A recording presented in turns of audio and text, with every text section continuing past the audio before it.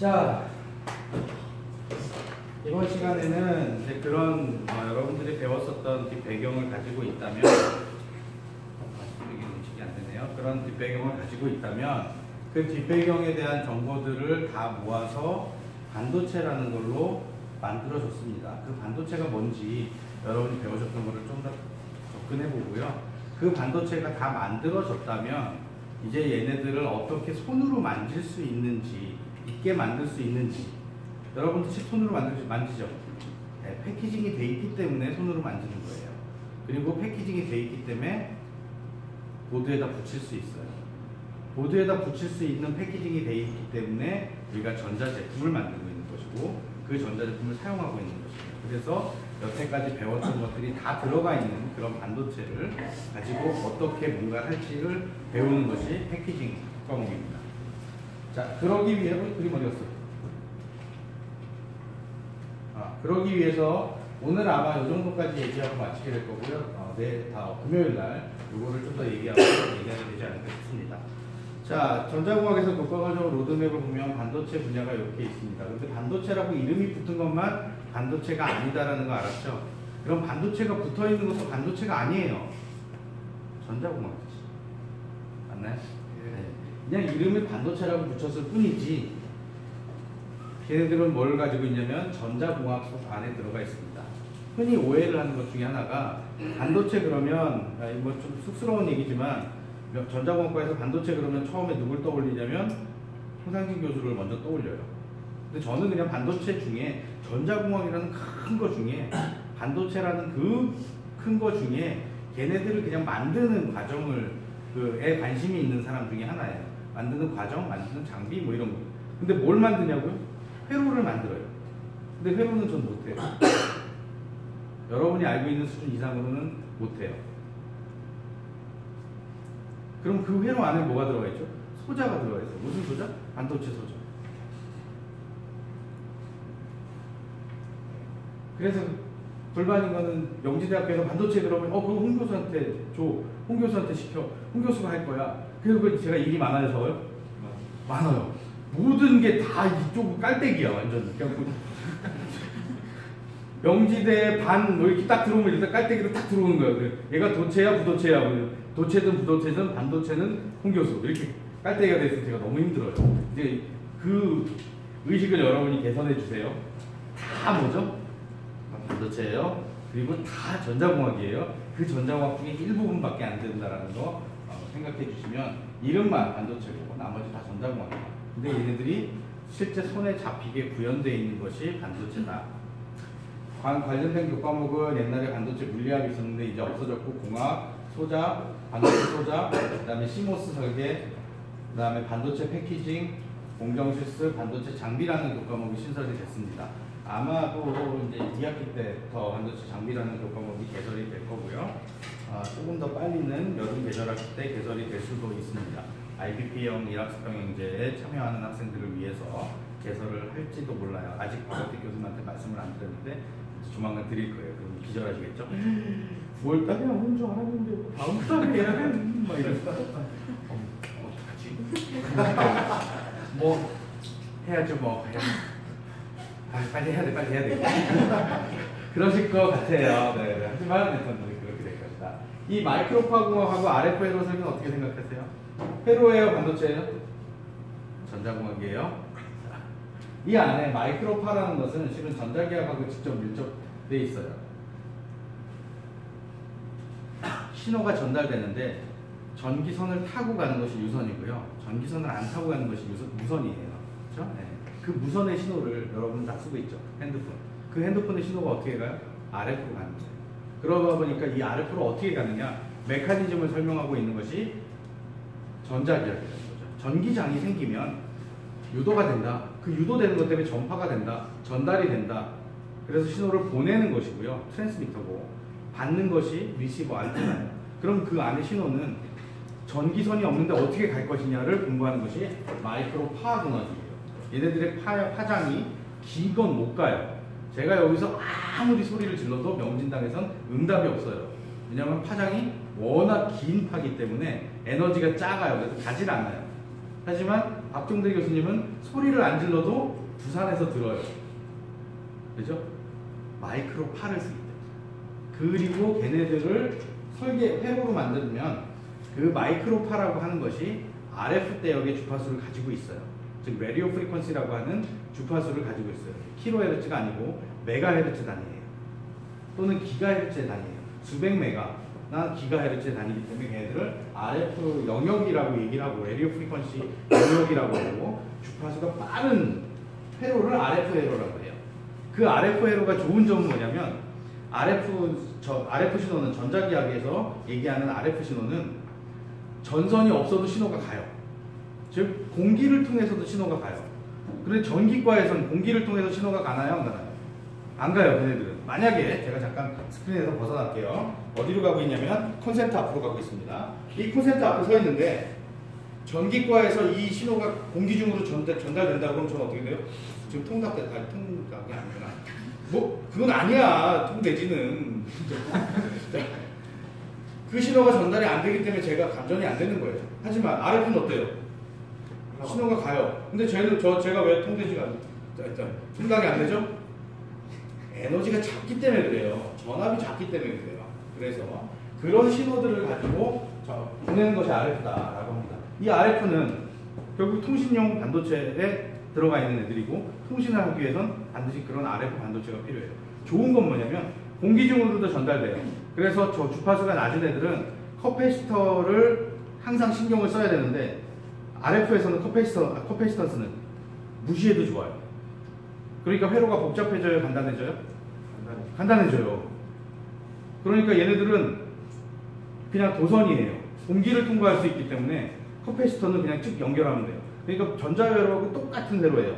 근데 회로가 훨씬 더 간단해요. 말 돼요? 네, 말 돼요.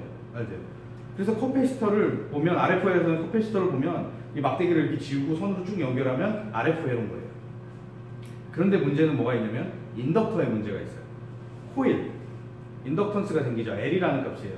그런데 도선은 주파수가 워낙 많으면 도선이 항상 일직선이 아니라 구부러져 있죠. 코일이네요. 구부러져 있어서 반도체 안에서는 코일이에요. 그러니까 L 성분이 굉장히 중요하게 돼요. 그래서 L 성분을 갖고 주로 얘기하는 것이 RF 회로고, R 성분을 가지고 R하고 C 성분을 가지고 얘기하는 것이 회로 이론이고, R과 L과 C를 같이 고려하는 것이 전자 회로예요. 그렇게 된다. 집에 가고 싶은 것 같아요. 표정이. 언제 끝나요? 언제 끝날 때 끝나요? 자, 그 안에 반도체는 우리가 이런 것들 배웠습니다. 2학년 2학기 때 이런 걸 배웠어요. 저하고 같이 공부한 사람도 있고 아닌 사람도 있는데, 반도체는 어떤 재료를 얘기해요. 실은 반도체다 그러면 재료예요. 어떤 재료냐면 때로는 전기가 통하고 때로는 전기가 안 통해요. 금속, 불이선은 좀 반도체예요? 아니에요? 아니죠. 근데 스위치를 키면 전기가 가고 스위치를 끄면 전기가 안 가잖아요. 근데 그건 도체라고 해요. 왜냐면 스위치를 켰으니까 전기가 가는 거고 스위치를 껐으니까 전기가 안 가는 거예요. 부도체는 뭐냐면 스위치를 켜도 안 가고 꺼도 안 가요. 그럼 반도체는 뭐죠? 켜도 안 가요. 근데 키면 가요.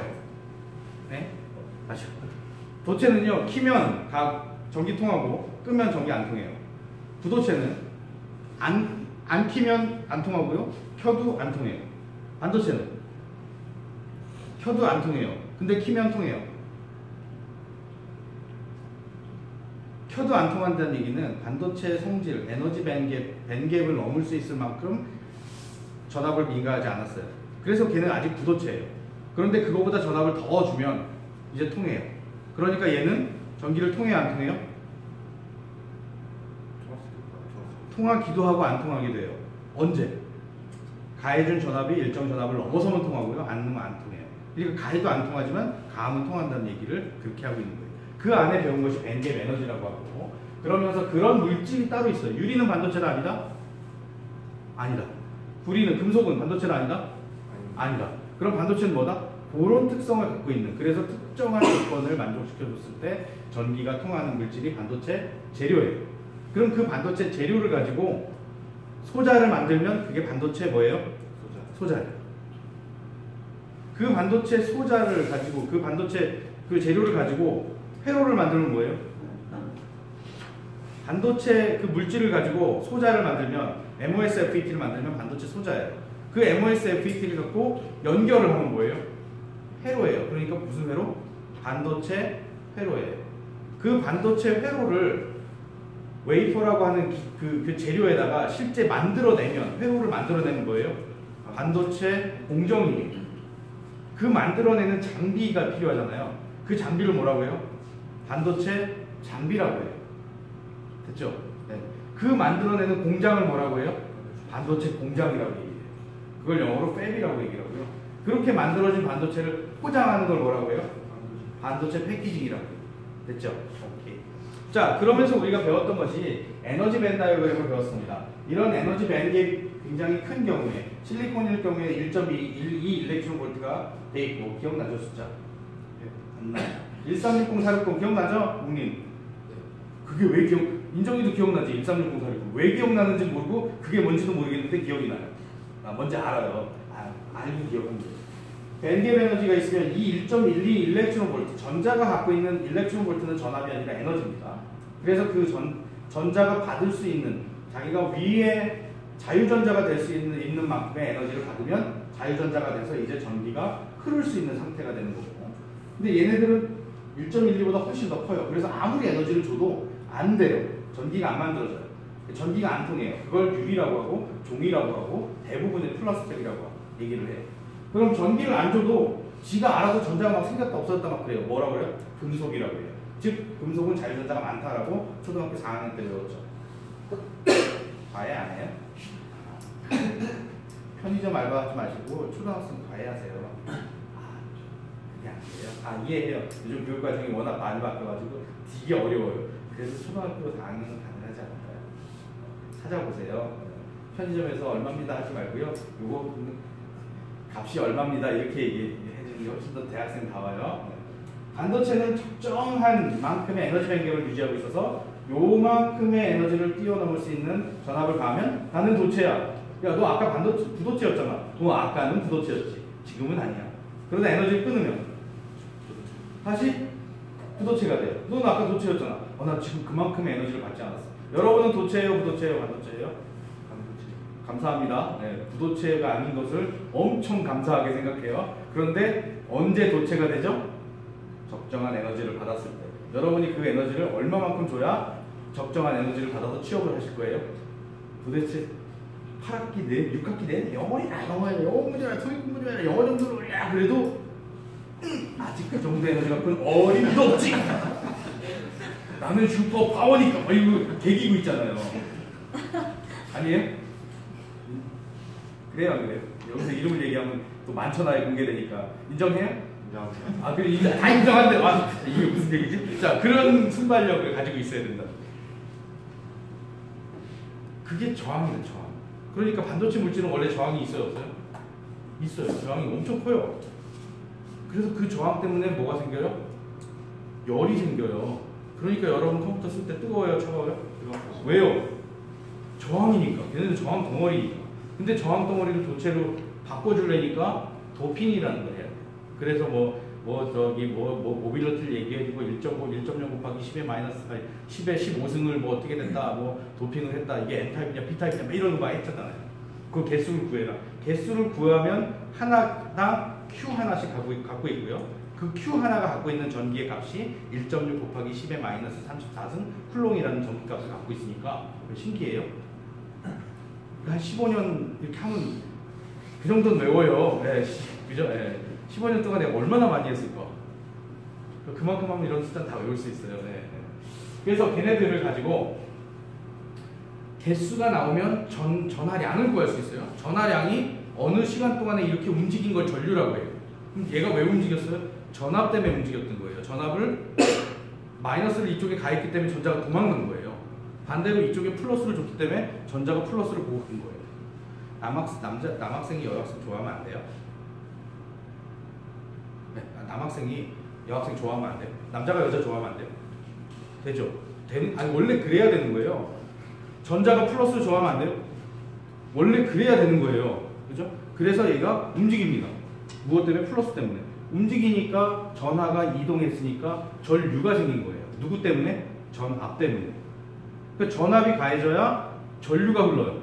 그런데 여러분한테 전류를 흘리면 흘러요, 안 흘러요? 안 흘러요. 왜냐면 여러분은 부도체니까. 아, 반도체라고 했나요? 네. 부도체인 줄 알았는데 저항이 크니까 안 흘러요. 열이 발생해요. 그러니까 막 머리에 김나요. 그러다 포기해요. 그리고 다시 리셋하고 또 해요. 그래서 취업할 때는 토익 점수가 몇 점? 입학할 때 점수. 사이클 타잖아요. 방학 때 공부했다가 학기 중에 공부 안 했다가 다시 정신 차리고 공부했다가 이게 안 했다가 이게 학기 중에 안 했다가 이제 방학 시작할 때쯤 점수잖아요. 취업할 때가 아니 시작할 때 여기였으니까 이 사인 함수를 딱 따서 우리는 교류를 다루는 거니까 원래 그렇게 생겼잖아요. 그래서 방학 끝나고 취업하시면 점수가 나오는데 방학하자마자 취업하면 점수가 안 나요. 영어 보면 점수가 안 나요. 그런 것들에 대해서 우리가 좀 뭔가를 배웠었습니다. 걔네들이 전자가 진짜 있나 없나를 확인하기 위해서 확률 함수를 적용했어요. 전자 봤어요? 전자공학과 봤는데 전자를 안 봤어요. 디자인학과 애들은 디자인하죠. 네, 음악학과 애들은 음악을 하죠. 전자공학과 애들은 전자를 하죠. 전자가 뭐죠? 본 적 있어요? 본 적도 없어요. 자, 수소, 원자 하나 사이 전자가 돌고 있습니다. 전자 구름 얘기 들어본 적 있죠? 전자가 어디 있어요? 어디가 있겠지. 어딘가 있겠지. 전자 봤어요? 안 보여요. 그런데 어딘가 있어요. 그러니까 전자가 존재할 수 있는 토탈 확률은 얼마예요? 있어요, 없어요? 있잖아요. 수소는 전자 하나 있으니까 전체 확률은 1이에요. 근데 그 시점, 그 시기에 그 장소에 있을 확률. 그 모든 시간대에 모든 장소에 있는 확률을 다 더하면 얼마? 1. 그럼 여기에서 전자가 있을 확률은?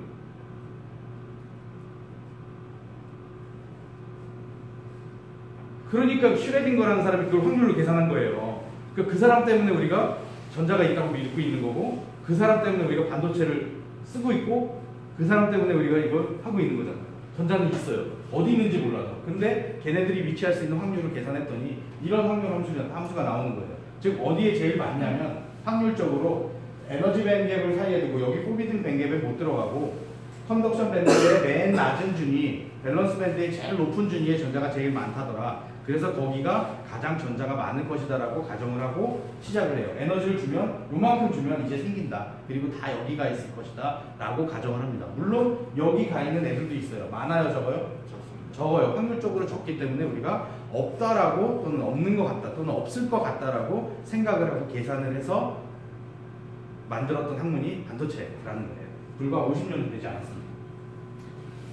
자, 그러면서 얘네들이 왜 움직이냐면 전압 때문에 움직여요. 근데 전압 때문에 움직이는 애들을 우리가 드리프트라고 표현을 했어요. 그래서 전압을 가해주면 얼마만큼의 전류가 흐를 것이냐를 구체적으로 얼마만큼의 드리프트 커런트가 흐를 것이냐 또는 한국말로 얘기하면 이거를 뭐라고 할까? 표동 전류? 뭐 이런 얘기를 해요. 어떤 게 쉬워요? 드리프트가 쉬워요? 표동이 쉬워요? 네, 그렇죠? 네, 우리가 이만큼 성장한 모습이에요. 시험 볼 때는 옛날에 공부할 때는 맨날 표동 이랬잖아요. 근데 드리프트가 훨씬 쉬워요. 드리프트 되는 거예요. 어디로 가요? 전자는 플러스로 가요. 얼마의 속도로, 얼마의 이동도를 가지고 1360 U라는 값을 가지고 가요. 전자가 빨라요? 홀이 빨라요? 네, 전자가 훨씬 빨라요. 몇 배 빨라요?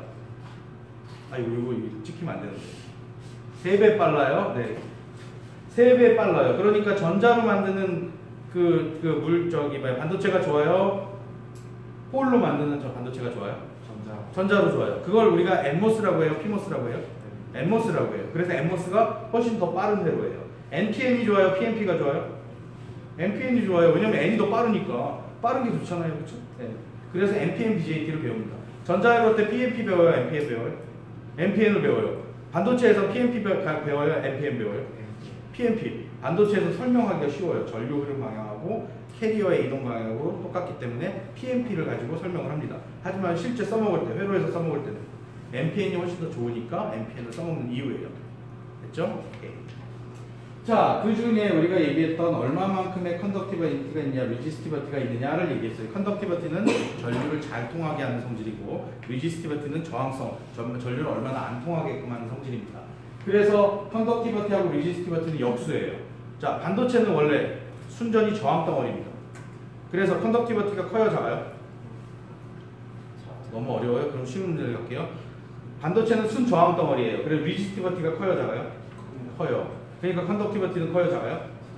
작아요. 전류를 잘 안 흘려요. 전류를 잘 흐리게 하려니까 뭐가 필요해요? 네, 도핑이 필요해요. 그래서 더 많이 전자의 개수를 얻고 싶어요. 인트린직 세미컨덕터, 그거를 우리가 뭐라 그랬지? 한국말로요? 순수 반도체? 초순수? 뭐라 그러죠? 진성 반도체. 네. 미안합니다.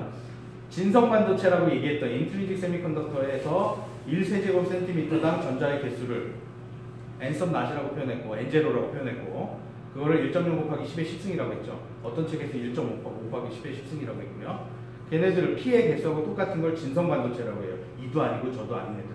그런데 거기다가 N을 더 많이 집어넣어준 애들, 즉 파스포러스를 더 집어넣어준 애들을 우리가 P타입 반도체라고, N타입 반도체라고 얘기를 했고, 그게 얼마만큼 넣어주냐에 따라서 개수가 1.0 곱하기 10의 15승이 되든지 16승이 되죠. 그러면 반대로 마이너리티 캐리어라고 하는 애들은 10의 4승이 되든지 5승이 되든지, 이걸 다 계산해서 에너지 밴 다이어그램, 퍼미 레벨 뭐 그려가지고 얘가 N타입이다, P타입이다, 와 맞았다 신난다, 이런 유치한 짓을 2학년 때 했잖아요.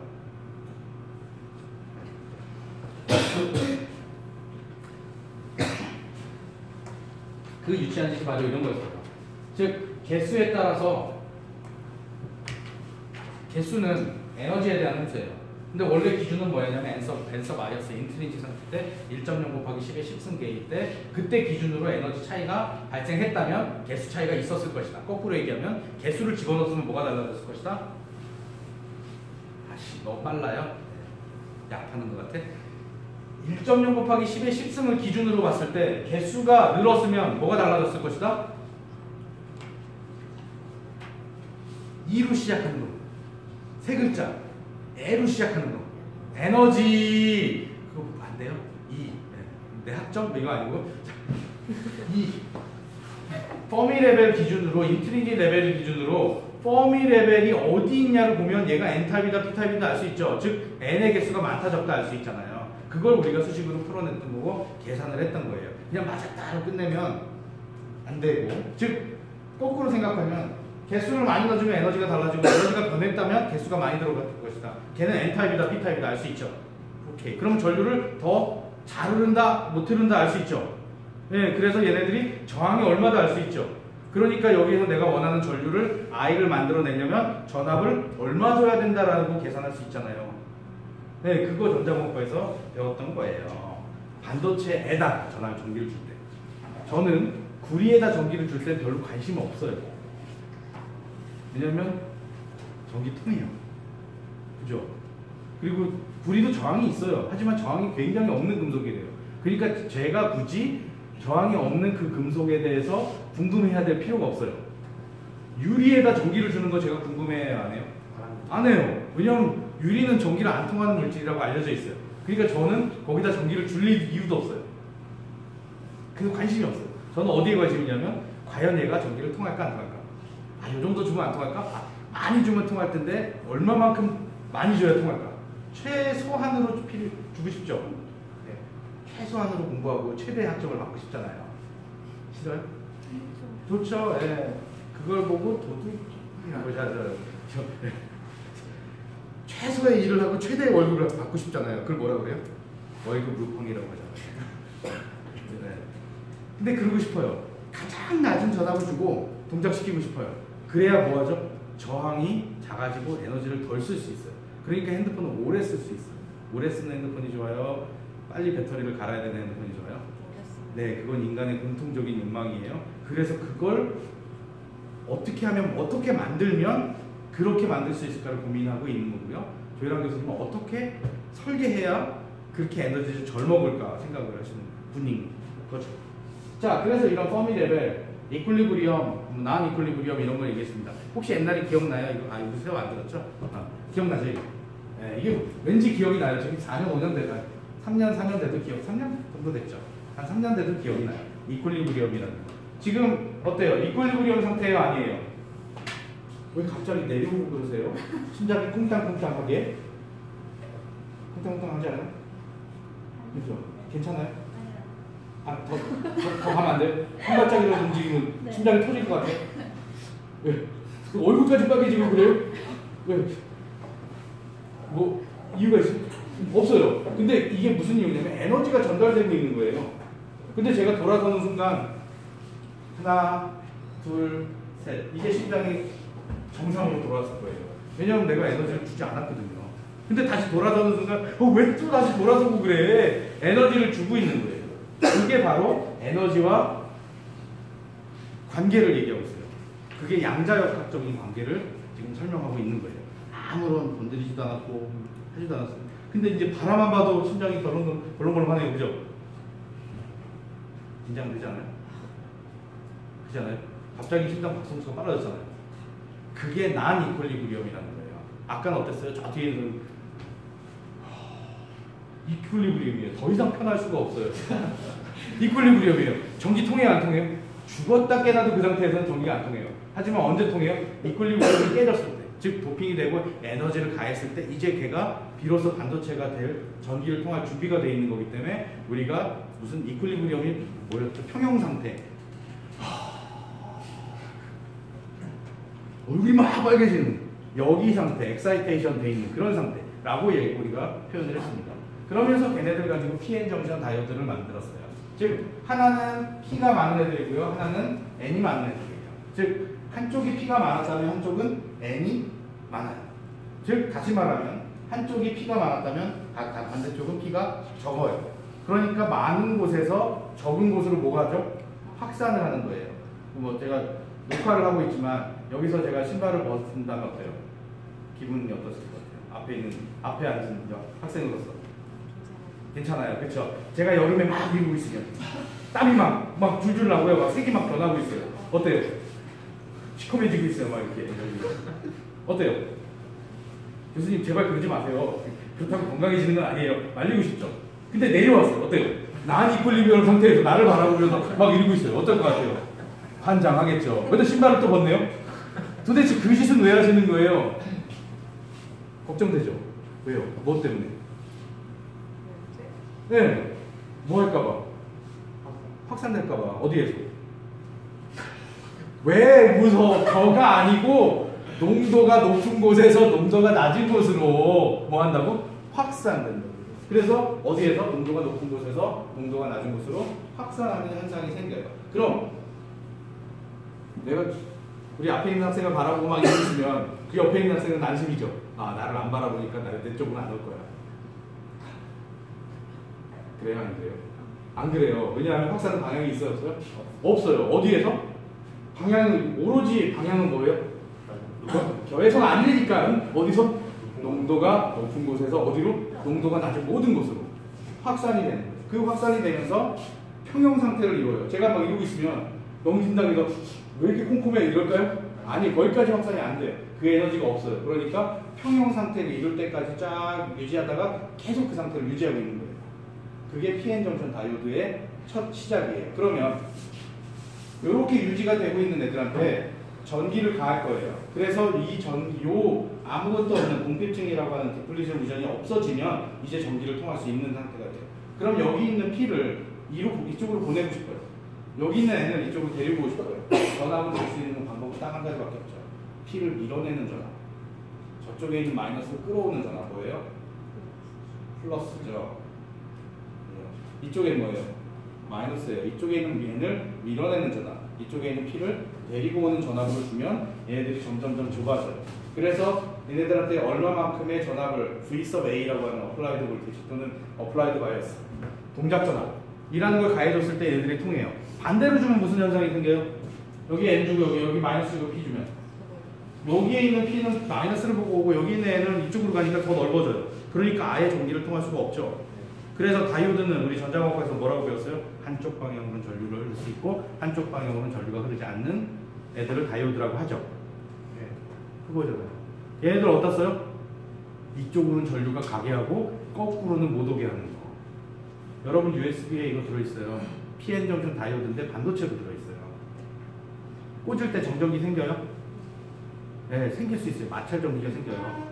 꽂을 때 뺄 때 생겨요. 그러면 이 정전기 생긴 아주 고전압이 칩으로 들어가면 어떻게 돼요?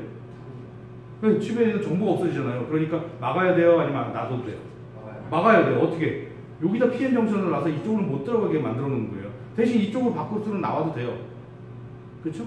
그래서 꽂을 때 반도체 칩으로는 안 들어가고 컴퓨터로 들어가게. 왜냐면 컴퓨터는 그라운드가 돼 있으니까. 그라운드로 빠져나가게끔 하는 장치가 여러분 USB 메모리하고 단자 속에 다 숨어 있어요. 여러분 회로 설계할 때도 그렇죠. 전류가 이렇게 해서 일로 세면 안 되니까 못 세게 뭐래요? 뚝을 쌌죠. 뭘로? PN 정션 다이오드로 거꾸로 틱 달아놓으면 일은 못 가요. 그래서 전류의 방향을 일방통행시켜주는 게 다이오드다 라는 것을 배웠었습니다. 걔네들을 우리 학교에서는 그 정도까지만 가르치면 너무 전문대스럽잖아요. 아, 죄송합니다. 이런 발언은 취소할게요. 취소. 네. 너무 초등학교스럽잖아요. 네, 그죠? 네. 그 정도는 저희 딸아이도 하니까. 지금 중학생인데, 그 정도는 알아요. 아. 데려올까? 저희 딸아이는 엣치도 알아요, 엣치. 네. 집에서 그때 엣치 얘기를 해가지고, 이제 엣치 그러면 아빠 그만 좀 해. 이제 식상에 질렸어. 그것만 하면 안 되니까 이 안에 에너지를 본 거예요. 왜 에너지를 봤냐면 진짜 지금 제가 얘기한 것이 맞냐, 그림으로 증명해 보이고 싶었고 수학으로 증명해 보이고 싶었고 그걸 계산해서 진짜 맞구나라고 내가 인지하고 싶었어요. 그게 지식인이죠. 그냥 남들이 얘기한 거 무조건 다 믿고 따라가는 지식인이 아니라 정말 사실이 그렇다면, 팩트가 그렇다면 내가 그거를 이해가 될 수, 내가 받아들이고 이해할 수 있게끔 해보자 하는 것이 대학에서 우리가 공부하는 이유예요. 아, 진짜 그렇구나. 그렇다면 이렇게 바꾸면 이렇게 되겠네라고까지 하고 싶어서 수학을 하는 거예요. 맞나요? 네. 근데 일부 대학에서는 그렇게 안 하죠. 네. 일부 대학에서는 이렇게 하는 거야. 오, 진짜 맞아요. 맞아. 내가 얘기한 그대로 해. 요렇게 해서 이렇게 하면 안 되나요? 아, 안 돼. 그건 내가 가르쳐준 방식이 아니니까 그건 틀린 거야 라고 얘기하는 그런 학교도 있겠죠? 그거는 저는 반대예요. 그런 거는 좀 올바르지 않은 거다라고 생각을 해요. 자, 그래서 어쨌든 여러분이 엔지니어가 되려면 이런 기초들을 가지고 응용할 수 있는 능력을 키웠으면 좋겠다. 그런데 응용하려면 메커니즘을 알아야 되고 그 안에 숫자를 바꿀 줄 알아야 되고 바꿨을 때 결과가 이렇게 나오는 줄 알아야 된다라고 해서 우리가 계산 문제 시험을 봤는데 여러분들은 어떻게까지만 받아들였냐면 2학년 때는 우와 맞았다 땡 와 럭키 어젯밤에 오 방금 전에 본 건데 나와서 보이 우와 완전 재수야 복권 살까? 뭐 이 정도까지는 했을 거예요. 이 4학년은 뭐 해야 되죠? 아 맞다 4학년 때도 그러면 어떻게 된 거죠? 아 이거 좀 뭔가 부족한 거죠. 그러니까 4학년 때 공부는 아 옛날에 이랬었는데 내가 이걸 이렇게 바꾸면 이렇게 될 거야 라고 예상을 하고 바꿨을 때 그 예상대로 나오는 짜릿함을 맛보세요. 그리고 이렇게 예상을 했는데 바꿨는데 결과가 그대로 안 나와요. 내가 틀렸구나. 그리고 돌아서서 의기소침하지 마시고요. 왜 틀렸지? 왜 안 나오지? 아 이게 이거가 아니고 이거였구나 로 바꿀 수 있는 사람이 4학년들이라는 거예요. 하시겠죠? 할래요 말래요?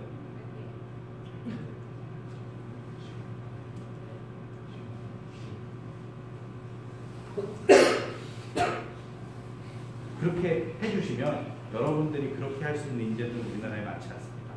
학교가 중요한 게 아니고요. 여기 안에 어떤 생각을 하고 있는지가 중요합니다. 됐죠? 자, 그러면서 얘네들의 전압전류 특성을 봤었습니다. 다이오드는 한쪽 방향으로 전기가 통합니다. 그런데 요 동작 전압 이상 줘야 통해요. 그 동작 전압을 알아야 내가 그 전압을 줍니다. 그렇죠? 그래서 전자요로 때 Q점이라는 걸 계산했을 거예요. Q. 동작 전압이라는 거. 몇 볼트에서 동작한다. 제일 리니어하게 동작한다. 그게 시험 문제였고요. 그 다음에 여기 마이너스 반대 방향으로 전기를 주면 전류가 통해요? 안 통해요? 혹시 기억해요? 리버스 바이어스를 주면 전기 통해요? 안 통해요? 안 통하죠? 네. 통해요? 안 통해요? 기억 안 나요? 통하긴 통하는데 안 통하잖아요. 통해요. 근데 안 통해요. 그게 무슨 일이에요? 너무너무 작게 통해요. 그래서 통해요? 안 통해요? 통하잖아요. 근데 안 통하는 거죠. 왜냐하면 내 회로에서 동작 안 하는 건 안 통하는 거예요. 노이즈일 뿐이에요. 그래서 통해요? 안 통해요? 통하긴 통하는데 안 통하는 거죠. 네, 그래서 그걸 회로 하는 사람들은 안 통한다고 얘기하고요. 반도체 하는 사람들은 리버스 커런트, 리버스 바이어스 때 리버스 커런트가 흐른다고 얘기를 해요. 근데 써먹지 못할 만큼 흐르는 거죠. 안 통하는 거죠. 마찬가지로 리버스 바이어스를 가하면 얘네들이 쫙 벌어집니다. 그러니까 얘네들이 벌어져서 유지되는 상태로 커패시턴스를 형성해요. 그러니까 회로에서는 얘가 그냥 방향만 막아주는 것이 아니라 커패시터로 작용을 해요. 얘가 만약에 고주파의 RF 신호라고 하면 별로 안 좋아요. 커패시터 다 무시할 수 있었는데 얘 무시 못 하잖아요. 그러니까 고려해야 돼요. 근데 얘네들이 고려를 원래 설계할 때는 고려를 안 하는데 제품 만들 때 고려해야 돼요. 그러니까 설계할 때는 원래 이런 커패시턴스가 있을 거라고 설계한 게 아닌데 회로를 만들면 당연히 커패시턴스가 생기죠. 무슨 성분이라고 해요? 두 글자. 무슨 뭐뭐 성분. 힌트. 기숙사에서 사는 사람 학생들을 뭐라고 해요? 사생이라고 해요. 기숙사에서 사는 사람들을 기생이라고 안 그러고요. 사생이라고 하고요. 기생은 조선시대 때 술집에 있었던 사람들을 기생이라고 해요. 자, 무슨 성분이라고 해요? 네, 기생 성분이라고 해요. 여기서 또 눈치 없게 사생 성분이요? 뭐 이러면 안 돼요. 기생 성분이 흘러요. 그걸 우리가 페러실릭이라고 하죠. 기생 커패시턴스, 기생 인덕턴스라는 것을 배웠을 거예요. 그러니까 기생은 원래 기생충이라는 것은 원래 자기가 많이 있는 생물이 아니라 들러붙어서 뗄 수 없는, 떼지지 않는 그런 성분들을 그러면 얘네들을 실제 나중에 디테일하게 시뮬레이션 할 때는 기생 성분을 고려해서 해야 된다라고 하는 겁니다. 자, BJT를 배웠어요. 여러분은 우리는 이제 디지털을 하는 사람들은 BJT를 흔히 많이 사용하지 않는데 여러분이 사용하는 TTL이라고 하는 게 기억나요? 74LS00, 74LS06 뭐 이런 그 있잖아요. 실험 시간에 썼던 그 소자, 반도체 소자 있다는 거, 지네발 왼쪽에 7개, 오른쪽에 7개씩 달린 거. 그 안에는 BJT가 들어가 있어요. BJT는 아날로그 회로지만 그 회로에서는 0과 세츄레이션, 5V를 줬을 때 세츄레이션이 일어나기 때문에 0과 2를 표현하는 디지털 회로를 쓸 수 있게끔 트랜지스터하고 또 트랜지스터, BJT하고 BJT를 연결해서 만든 로직이라고 해서 TTL이라는 이름을 가지고 있는 소자들을 씁니다. 크게 두 가지에 있습니다. PNP가 있고 NPN이 있어요. PNP는 2m에서 나와서 콜렉터로 갑니다. 뭐가? P가. NPN은 2m에서 나와서 콜렉터로 갑니다. 뭐가? 캐리어가. N이. 즉 전류는 2m에서 콜렉터로 흐르고요. 왜냐하면 P가 흐르는 방향으로 전류가 흐르니까. NPN은 2m에서 콜렉터까지 가니까 전류는 어디서 어디로 흘러요? 예, 콜렉터에서 2m로 흘러요. 전자회로 때 이걸 그냥 막 다 외웠죠. 화살표가 밑에 있으면 밑으로 흐르고 뭐 하고 2m 콜렉터, 2m 베이스만 헷갈려가지고 계산을 시커냈더니 왜 나는 전류가 마이너스가 나오지? 얘는 플러스가 나오는데 무슨 얘기예요? NPN 계산하는 방법으로 PNP를 계산했죠. 그 전류가 방향이 반대잖아요. 값은 맞는데 반도체를 조금 이해하면 전자회로에 그렇게 훨씬 도움이 됐었을 것이다. 혹시 도움 되셨어요 옛날에? 별로 안 됐죠? 그렇게 만들어서 어디를 공통 그라운드를 잡느냐에 따라서 회로가 달라져요. 즉 얘네들 가지고 커먼 이미터냐 커먼 베이스냐 커먼 콜렉터냐라고 전자회로 시간에 그런 얘기가 있었을 거라고 생각이 듭니다. 얘네들 가지고 회로를 만들어서 이렇게 증폭을 합니다. 인풋 신호 대비 아웃풋 신호가 얼마나 나올 것이냐를 배웠었고요. 그 다음에 이제 BJT 회로를 가지고 모델링을 하는데 이 회로 안에서 이 반도체 소자 안에서도 실은 이제 회로가 구성이 됩니다. 특히 하이브리드 파이 모델이라고 하는 얘네들이 이렇게 있는데 이게 NPN으로 만들어졌다고 보시면 캐리어가 어디서 어디로 가요? 2m에서 나와서 콜렉터로 갑니다. 그렇죠? N이에요. N이 2m에 나와서 콜렉터로 가요. 전류는 어디서 어디로 흘러요? 콜렉터에서 2m로 흐르죠. 그러니까 여기에 전류원이 있다고 얘기를 한 거예요. 그리고 인풋단에서 베이스하고 2m 사이에서는 PN 정션에서 만들어진 저항이 있어요. 그러니까 걔네들을 여기가 인풋이고 얼마만큼의 전압을 가하면 여기에 흐르는 전류 대비 이쪽으로 전류가 얼마만큼 흐른다. 증폭기예요. 그래서 여기다 1mA가 흐를 때 여기에 100mA가 흐르는 애들의 게인은 얼마예요? 다시요. 인풋단에서 1mA가 흐르게끔 해줄 때 출력단에서 콜렉터에서 2m까지 100mA라는 전류가 흐른다면 그때 진폭도는 얼마예요? 100이에요. 그걸 우리가 전자회로는 베타라고 얘기했고요. 회로 설계하는 사람들 그걸 GM이라고 표현합니다. Strength Conductance. 저항분의 1. 됐죠? 그 저항분의 1에다가 전압을 곱한 건 뭐예요? 저항분의 전압은 전류잖아요. I는 R분의 V잖아요. 그래서 여기에 흐르는 요게 뭐예요? 전류예요. 그것만 알고 있었어도 전자회로 하이브리드 파이 모델이 그렇게 쥐나진 않았을 텐데. 그렇죠? 그때 쥐가 났기 때문에 얘가 활명수처럼 느껴지는 걸 수도 있어요. 어쨌든 그렇게 해서 우리 회로를 설계합니다.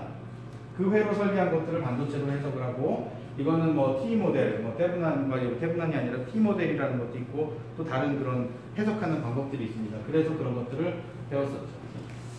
NPN 그 오퍼레이션 모드를 보면 이미터하고 베이스하고 컬렉터 사이에 얼마만큼의 에너지 장벽이 생겨서 이게 이렇게 넘어가고 넘어갔던 것들이 쫙 빨려 나가서 전류가 이렇게 흐른다. 이쪽으로 전류가 쫙 흐른다라는 것을 반도체 공학 시간에 또는 반도체 공학 또는 반도체 소자 공학 시간에 아마 배웠을 거라고 생각이 듭니다. 배웠어요? 네, 배웠죠? 오케이. 그러면서 얘네들의 어떤 모드로 동작을 시켰을 때 전자회로 모드가 생기는지. 추운가 보네요. 어떤 모드로 생겼을 때 전자회로가 동작하는지. 혹시 액티브 모드 기억나세요? 세츄레이션 모드 기억나세요? 전자회로에서 컷오프 모드 기억나세요? 네, 컷오프 모드는 뭐예요? 2m에서 베이스로 못 가게 하는 거예요. 그러니까 여기 PN 정선을 이쪽으로 보내면 안 되는 전압을 주면 안 들어가요. 안 들어가니까 안 나와요. 컷오프예요. 액티브 모드는 증폭 모드예요. 그래서 요만큼 집어넣어줘요. 그 집어넣어지는 애가 많이 나게끔 만들어줘요. 포워드 바이어스, 리버스 바이어스를 가해주면 액티브 모드가 그렇죠? 그런 형태로 우리가 뭔가를 만들어주는 것이 반도체 BJT를 가지고 회로를 만드는 방법이었어요. MOS-FET는 반도체 공학, 반도체 소자공학에서 배웠습니다. MOS라는 것은 메탈 옥사이드 세미컨덕터라는 구조를 가지고 있는 디바이스 구조를 가지고 있는 애들이고요. 이 메탈 옥사이드 세미컨덕터에서 메탈은 게이트를 의미하고 게이트에다 전압을 줬을 때 무슨 이펙트가 생겨요? F로 하는 거. 필드 이펙트가 생겨요. 필드 이펙트라는 건 전자기장적인 현상이에요. 전기장 현상이에요. 플러스를 주면 항상 이 절연체 반대쪽에는 뭐가 생겨요? 마이너스가 생겨요. 그래서 이 마이너스가 많이 생기게끔 하는 것이 플러스를 전압을 많이 주는 것이고, 마이너스가 많이 생기면 N 채널이 생겨서 전류를 통할 수 있게끔 만들 수 있는 필드 이펙트를 가지고 MOS 구조를 만들어서 필드 이펙트를 형성한 것이 MOS고요. 리버스 바이어스를 주면 커패시턴스가 되고 커패시터가 되고 뭐 이렇게 만들어지는 것들이에요. 그래서 얘네들이 무슨 모드가 있었냐? 찰지가 원래 계속 있었던 애들이 더 오게끔 하는 어커뮬레이션이 있었고, 디플리션이 있었고, 인버전이 있었죠. 즉 인버전이라는 것은 채널이 바뀌었다라는 얘기고요. 원래 소스하고 드레인이 N으로 돼 있었을 때 여기가 P였잖아요. 가운데 기판이 P. 근데 이 P를 뭐로 바꿔줘야 채널이 생겨요? N으로 바꿔줘야 돼요. 그러려면 P를 N으로 바꾸려면 여기다가 뭘 줘야 돼요? P를 줘야 돼요. 그래야 P가 도망가고 N이 오죠. 라는 것들을 물리적으로 이렇게 설명을 했고, 얘네들을 우리가 좀 더 과학적으로 에너지 밴 다이어그램을 통해서 또는 찰지 다이어그램을 통해서 여기에 이만큼 찰지가 있으니까 찰지 이퀄런트에서 이만큼 생기고 전압을 이렇게 된다. 걔네들 면적은 동일하다. 또 전압을 주면 그 전압 준 만큼 여기서 모여서 걔네들이 이만큼 형성한다. 그거를 가지고 면적을 계산했고, 면적 가지고 얼마만큼 차지가 생겼고, 서피스 차지는 어땠고, 뭐 이렇게 돼서 이렇게 됐다. 라는 것들을 수학으로 다 풀었잖아요. 그러면서 MOS-FET라는 것을 확장해 나가면서 이 채널이 만들어졌습니다. 그런데 이론상으로는 우리가 채널이 항상 이렇게 똑같이 만들어져야 돼요. 왜냐하면 게이트가 면적이 이만큼 돼 있기 때문에 게이트 면적 밑으로 그만큼 채널이 생겨야 되는데, 전자회로는 그렇게 안 배웠을 거예요. 채널이 이렇게 되죠. 무슨 현상이라고 그래요? 네? 네? 전압 강화. 그렇죠. 전압 강화 현상도 생겨요. 근데 그거 말고 이렇게 채널이 이렇게 작아지는 거, 이렇게 핀치하는 거. 알아들었어요. 네. 그 이게 핀치하는데 딱 이렇게 꼬집어서 탁 뛰는 것처럼 요 끝이 이렇게 딱 닿잖아요. 그 지점을 우리가 핀치오프 지점이라고 얘기를 해요. 그렇죠? 들어봤죠? 핀치오프가 왜 생기냐면 여기 피모스 갖고 얘기할게요. 이 P가 나와서 채널을 통해서 N으로 가야 돼요. 자, 여기 드레인으로 가야 돼요. 그러려면 여기에다 뭘 가야 돼요? 소스에다 플러스 마이너스. 플러스를 가야 밀어나죠. 여기는 마이너스를 줘야지 끄집어내죠. 근데 마이너스, P에다 마이너스를 주니까 얘는 무슨 바이어스예요? 포워드 리버스. P에다 P를 주고 이쪽에다 마이너스를 주면 포워드 바이어스, 순방향이고요. P에다 N을 마이너스를 주고 여기다 플러스를 주면 무슨 방향? 역방향. 역방향을 주면 PN 정수는 어떻게 돼요? 벌어지죠. 그러니까 디플리션 리전이 벌어져요. 채널을 만들었는데 디플리션 리전, 즉 채널이 없어야 되는 영역이 점점 커지니까 채널이 어떻게 돼요? 점점 없어지는 거죠. 그래서 우리가 핀치오프 현상이 생긴다고 얘기를 했고, 그 핀치오프 현상이 생기면, 그래서 채널이 끊어지면 전류가 흘러요 안 흘러요 라고 물어봤을 때 안 흘러요 라고 하는 사람이 대답할까봐, 안 흘러요 라고 대답하는 사람이 생길까봐 흘러요? 일정하게 어디를 따라서? 표면을 따라서. 그러니까 걔네들은 그 이후부터 디지털 회로를 쓰는 거예요. 이때까지는 계속 증폭하다가 핀치오프가 딱 일어나면 그때부터 일정하게 전류가 흐르죠. 그러니까 여기서 0, 2를 쓰는 거예요. 그게 디지털 회로예요. 그 중간에 쓰는 게 증폭기고요. 그래서 우리가 모스펫을 0, 1회로로 쓸 수 있는 이유가 바로 핀치오프가 되는 이상의 전압을 가해주고 그때 0, 1의 회로로 만들어 쓰는 겁니다. 그걸 우리가 반도체 공학 시간에, 저는 소자공학 시간에 배웠습니다. 방금 말씀드린 그런 회로고요. 그런 회로를 가지고 MOS 서킷을 만들었습니다. MOS 서킷을 만드는데 MOS를 가지고 만드는데 얘를 가지고 조금 더 복잡하게 해석을 한번 해볼게요. 다 할 건 아니고요. 여러분이 해석을 직접 할 것도 아니고, MOS FET에서 보면 게이트가 있고 소스하고 드레인이 있는데 게이트 밑에 여기는 도핑이 되어 있는 실리콘이에요. 전기를 통하긴 해요. 그래서 전극이에요. 위에도 전극이고 밑에도 전극이에요. 이게 뭐죠? 커패시터죠. 패러렐 플레이스드 커패시터잖아요. 그러니까 평행한 두 판에 한쪽은 플러스 주고 한쪽은 마이너스 주면 전기 쌓이죠. 그러니까 이 게이트 옥사이드가 뭐로 작용해요? 커패시터로 작용해요. 맞나요? 그래서 여기 커패시턴스가 생겨요. 마찬가지로 게이트하고 소스하고 약간의 오버랩 되니까 오버랩 되는 영역에 다른 전압이 가해지니까 거기도 커패시터가 있어요. 이쪽도 마찬가지로 커패시터가 있어요. 이 커패시터가 옆으로 벌어져 있으면 계산은 병렬로 돼 있으면 값을 더하는 거죠. 그러니까 커패시턴스가 더 커져요. 마찬가지로 요 물질 자체는 여기하고 여기 요 사이에, 기판 사이에는 요 사이에는 또 서로 다른 전압이 가해지니까 이 물질 안에는 커패시턴스가 또 생겨요. 그리고 여기 하나가 또 생겨요. 그리고 여기하고 이 채널을 만들었으면 채널이 구성되어 있는 찰지하고 기판 찰지하고 다르죠. 그러니까 전압 차이가, 전위 차이가 생겨요. 전위 차이가 생겼다는 얘기는 또 커패시턴스가 있는 거죠. 그래서 이걸 무슨 기생 커패시턴스가 모든 데가 기생 커패시턴스가 있는 거예요. 학부 때는 이런 걸 고려하지 않아도 쓰러져요. 이걸 고려하면 자퇴를 해요. 그래서 고려도 안 하고 이런 경우는 얘기도 안 해요. 하지만 진짜 반도체 하는 사람들은 어때요? 이걸 고려 안 하면 거울이 안 깨졌다고 나 오늘 완전 이쁜 것 같아 라고 하면 어때요? 어떤 여학생이 거울을 딱 보고 거울이 안 깨졌어. 나 완전 이뻐. 막 이러면 어때요? 여자가 봐도 어이없죠. 남자가 보면 어때요? 가관이죠. 자, 그 얘기예요. 이 커패시턴스 패러시티를 고려 안 하는 반도체 회로 설계 엔진이 어때요? 그 전기 통한다. 완전 잘 만들었어. 가관이죠. 네. 그래서 이런 것들은 석사, 박사 과정 동안에 포함시켜서 얘네들을 가지고 뭔가를 만들어서 핸드폰을 쓰고 있습니다. 그래야 되죠. 그래야 되죠. 거울 안 깨졌다고 이쁜 건 아니죠. 본 원리를 예쁘다 안 예쁘다를 제가 그냥 그런 오늘 여성의 날인데 이런 얘기하면 안 되네. 그런 얘기하면 안 되는데 그걸 그냥 여러분 이해하기 쉽게 비유한 거니까 홍 교수가 강의 시간에 여학생 이쁘다 안 이쁘다 이걸 가지고 한 30분을 보냈다 이렇게 얘기하면 안 돼요. 인테그레이션 해보니까 0부터 T까지 해보니까 2시간 동안 총 1시간 20분 이런 얘기하면 안 됩니다. 자, 그래서 얘네들을 회로 모델을 만든 거예요. 복잡하죠. 이게 진짜 회로예요. 요 소자가 옆에 또 있어요. 이 소자가 옆에 또 있어요. 이 소자가 옆에 또 있어요. 이 소자가 몇 개 들었어요? 100개? 200개? 1000개? 10,000개?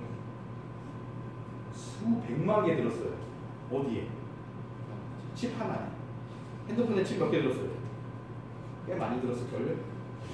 그럼 인풋이 들어가면 아웃풋은 제대로 나와야 안 나와? 나올 수가 없어요. 그게 전자기기예요. 근데 우리는 인풋을 넣어주면 아웃풋이 항상 나온다고 기대를 하고 있는 엔진이에요. 대학을 입학하면 졸업했을 때 항상 취업이 된다고 생각하는 대학 어때요? 똑같죠? 네. 그래서 패키징 단에서 바라보면 고려해야 될 게 한두 개가 아니에요. 소자단에서 조희관 교수님이 맨날 고민하는 게 이거고요. 요게 2개, 3개, 4개 연결됐을 때 고민하는 게 고민하셨던 분이 김현우 교수님 전자회로 하셨고, 그 다음에 김용호 교수님 회로하고도 이런 거 고민하고 있고, 그걸 연결해서 IC로 만들었더니 보드로 만들었더니 보드 안에 메탈 라인 또 지나가죠. 메탈하고 메탈 또 지나가죠. 요게 쿠페서스죠. 요것도 풀어야죠. 아래 위 또 있잖아요. PCB가 단층이 아니라 동층이잖아요. 그 아래 위에 쿠페서스 또 있죠. 그걸 시스템에 연결했더니 막 노이즈만 듣고 장난 아닌 게 패키징이 고민해야 돼요. 자, 그래서 나중에 혹시 뭐 MSFP에서 더 알아보시면 이게 영국 사이트인데 뭐 쉽게 볼 수 있게끔 만들어 놓긴 했어요. 그래서 뭘 바꾸고 막 하면 이 전압별로 이렇게 바꿔서 보면 시뮬레이션 할 수 있게끔 만들어져 있습니다. 이런 것들을 활용하실 수 있지 않을까 싶습니다. 자, 그래서 오늘은 시간을 딱 맞추긴 했습니다. 뭐 마음 같아서는 끝까지 가고 싶지만 그러면 또 인터넷에 올릴 것 같고 이만큼 낸 것보다 더 많이 가르쳐주는 그런 거는 반대합니다. 그래서 못하고요. 내일 모레 오면 이런 반도체를 가지고 실제 시모스 소자 설계에서는 어떤 것들을 배웠고 그 다음에 공정 시스템에서 어떻게 넘어갈지 이렇게 설명을 드리도록 하겠습니다. 맨 마지막에 제가 여기만 제가 하나 먼저 보여드릴게요. NCS라는 거 들어봤나요?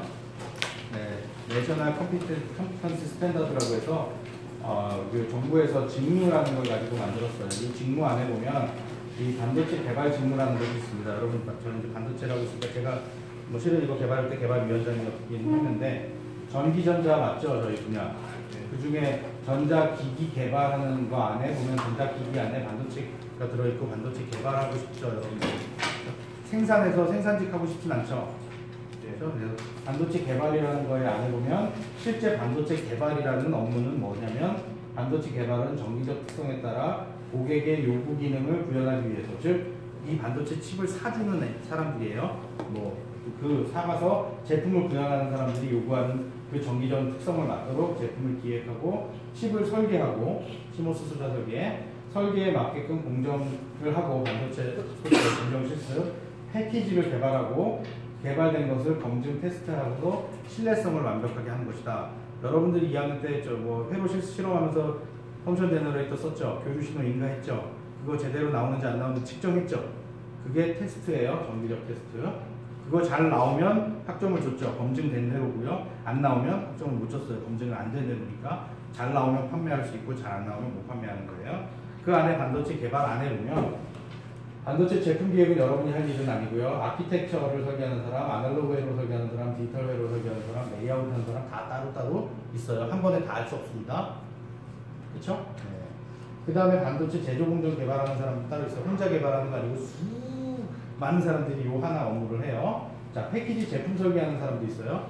즉 이것들이 다 고려돼서 그럼 토탈 인풋 아웃풋이 어떤데, 그럼 껍데기 씌우면 그 인풋 아웃풋은 어떻게 될 것이냐 고민하는 게 패키지 제품 설계하는 거고요. 그 다음 패키지 조립 공정 개발, 즉 어떤 방법으로 패키지를 할 것이냐, 뭐 웨이퍼 레벨 패키징을 할 것이냐, 몰드 패키징을 할 것이냐, 무슨 뭐 볼은 다리로 만들 것이냐, 볼로 만들 것이냐, 이런 것들을 고민하는 게 공정 개발하는 거고요. 다 만들었으면 성능 평가해요, 말아요? 해야 해요. 즉 여러분들 다 배웠으면 시험 봐요, 안 봐요? 봐야 돼요. 왜 봐야 되죠? 그 제품을 출하할 수 있는지 없는지를 확인하기 위해서 봅니다. 그래서 그 제품 출하를 꼼꼼하게 하는 게 좋아요? 대충 하는 게 좋아요? 네, 꼼꼼하게 하는 게 좋은 회사예요. 좋은 제품을 판매하는 거예요. 시험 문제를 어렵게 내는 게 좋아요? 쉽게 내는 게 좋아요? 쉽게. 그래서 아무나 다 나가게. 그래서 좋은 학교 아니죠? 여러분 좋은 학교 다니고 싶어요? 나쁜 학교 다니고 싶어요? 초등학생 같은 질문이에요. 좋은 학교 다니고 싶어요? 그러면 시험 문제가 어려워야 돼요. 그리고 가르치는 내용이 제대로 잘 가르쳐야 돼요? 듬성듬성 가르쳐야 돼요? 그래야 돼요? 그렇게 할까요? 그리고 나서 성능 검증합니다. 그리고 제대로 됐는지 안 됐는지 수명을 평가하는 예측을 해서 신뢰성 평가를 합니다. 그 부분들이 내일 다시 설명드릴 거예요. 즉 제품 설계는 어떤 것이고, 공정 개발은 어떤 것이고, 제품 기능 성능은 어떤 것이고, 신뢰성 평가는 어떤 것이다. 보고 전력 공급 신호 전달, 계속 이거 하는 건 전자과가 하는 일이에요. 반도체 칩을 보호하고 연결하는 거 조립 공정 전자과가 할 수 있는 충분히 하는 일이에요. 그 다음에 시험 펑션 제너레이터를 쓰는 과는 두 과밖에 없죠. 전기하고 전자. 고주파를 쓰는 과는 전자과밖에 없죠. 그러니까 패키지 테스트는 어느 과가 하는 거예요? 전자과가 해야 되는 거예요. 아무도 안 해요. 그래서 대한민국에 이것만 하면 취업하는 거 어려움 없어요. 생산하는 거 검증하고 칩 회사마다 다 테스트 부서가 있습니다. 신뢰성 수명 예측 통계를 해야 되기 때문에 산업공학과 학생들이 제일 많이 좀 필요하지만 정기적인 가속 시험 뭐 이런 것들도 다 전자과가 하는 거예요. 그래서 패키징은 어느 과가 해야 되는 거예요? 전자과가 해야 되는 거예요. 그런데 우리나라에서는 신소재과에서 하고 있어요. 왜죠? 패키지에서 재료만 해요, 우리나라는. 왜냐하면 그 패키지를 이렇게 시스템처럼 공부해본 사람이 대한민국에 아무도 없어요. 아, 있긴 있어요. 몇 명 있어요. 요즘 막 생겨나요. 대부분의 사람들은 일본에서 패키지를 공부하고 온 분들인데 일본 재료공학 공부하고 와서 여기서 패키지 재료 하시는 분들이 좀 몇몇 분 있어요. 그래봐야 10명도 안 돼요. 교수님들이. 그러니까 그 교수님들이 패키지라고 가르쳐주는 게 다 재료예요. 플라스틱이냐, 뭐 금속이냐, 솔더, 뭐 납이냐, 뭐냐 이런 것만 해요. 이걸 전체 시스템으로 보는 그 시각을 전달해 주기가 어려워서 이번에 이제 다음 시간 끝나고 다음 주부터는 제가 이제 안에 더 들어가서 이 패키지 제품 설계를 하기 위해서 용어도 설명해 드리고 그다음에 안에 있는 내용도 설명해 드리고 그다음에 그 신뢰성도 해드리고 그다음에 뭐 이런 평가하고 측정하는 것들 이런 것들이 어떤 것이다라는 것을 소개해 드리는 정도가 이번 학기에 패키징 과정 동안 여러분하고 나눌 그런 얘기들입니다. 자, 질문 있으세요? 3, 2, 1 없으면 없는 걸로 하고 이상 마치도록 하겠습니다. 수고하셨습니다. 감사합니다.